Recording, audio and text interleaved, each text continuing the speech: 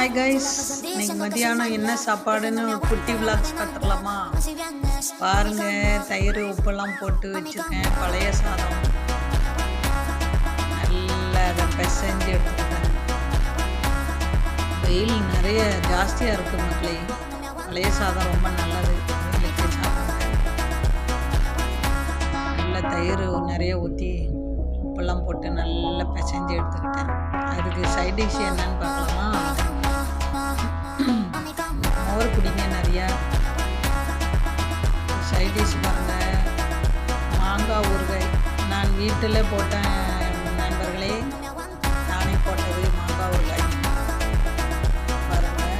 அடுத்தது என்னென்னா பொரிச்ச மீன். யாருக்கெல்லாம் பழைய சாதம் சாப்பிட பிடிக்கும்? பொரிச்ச மீன் வச்சு கருவாடு வச்சுலாம் பழைய சாப்பிட்ருக்கீங்களா? லைக் பண்ணுங்கள்.